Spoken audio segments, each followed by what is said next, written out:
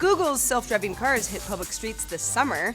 Uber competitor Lyft is getting crazy funding. And what PC specs you need to run an Oculus Rift.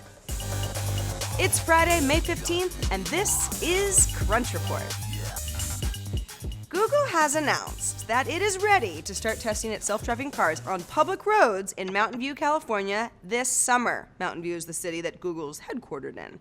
Earlier this week, we told you that the company claims its fleet has experienced just 11 accidents in 6 years of tests, and those were all the fault of human drivers rather than the autonomous cars themselves. The cars will be limited, though, 25 miles per hour, no faster than that, and they'll always need a safety driver behind the wheel who can take over at any point via the onboard wheel, brake, and accelerator, and maybe even cause an accident. Google also said in the announcement that in the coming years, we'd like to run small pilot programs with our prototypes to learn what people would like to do with vehicles like this. I don't know, drive them? Need a quick disposable phone number to call somebody or send a text? A new iOS app called Shuffle does exactly that for you, as well as generate email aliases that forward mail to your main inbox. So it kind of solves an issue that a lot of us have when you just have one mobile phone and you're using it to call your mom and to take conference calls at work and do all that other stuff. It would be nice not to always use the same personal phone number all the time if we don't have to.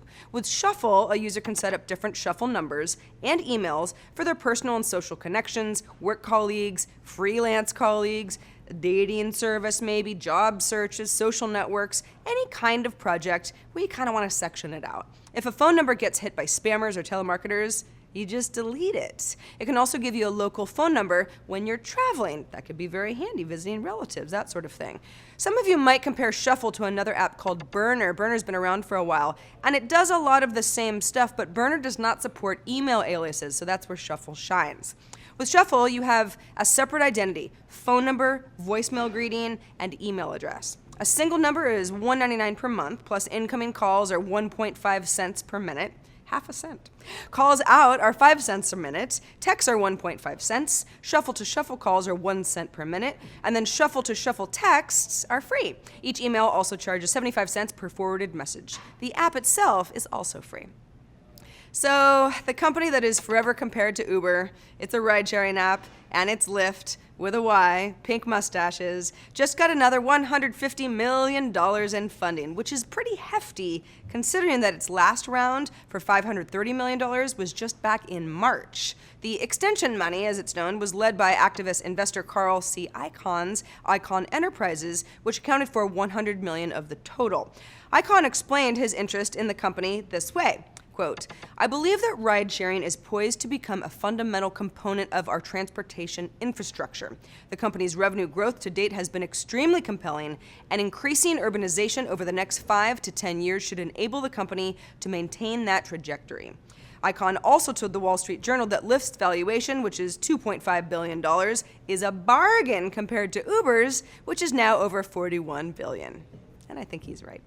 The Oculus Rift's official consumer launch doesn't ship until next year. Pre-orders start later this year, but the company has already shared its recommended PC specs people should plan on to power the Oculus Rift headset, which at least gives anybody pretty interested in this project some time to beef up their system because it's going to need to be kind of beefy. Recommended is an NVIDIA GTX 970 or AMD 290 graphics card or equivalent, an Intel i5 4590 processor or better, and at least 8 gigabytes of RAM. What is actually required is Windows 7 Service Pack 1 or newer, at least 2 USB 3.0 ports, and HDMI 1.3 video output to support a 297 megahertz clock via a direct output architecture. Yeah, it's pretty strong stuff. With these specs and the current hardware that's available, you're really going to need a desktop PC to work with Oculus Rift. Laptops, probably not going to cut it unless you're a wizard and can build something amazing. Oculus also announced that Mac development is now on pause while the team focuses on its Windows Rift software. Sorry, Mac people. If you've got mad hacksaw skills and you could really use some airline miles, well, United Airlines has just the bug bounty program for you. The company is offering up thousands and in some cases millions of airline miles in exchange for you finding bugs in its apps or its websites. Now, before you get ready to hack a plane, please don't do that. This program will not cover bugs in onboard Wi-Fi, in entertainment systems, or avionics systems. That would make you a criminal in the eyes of the airline. Some of the bugs that do qualify, though, if you find them, are things like cross-site scripting issues. That would be 50,000 miles to you.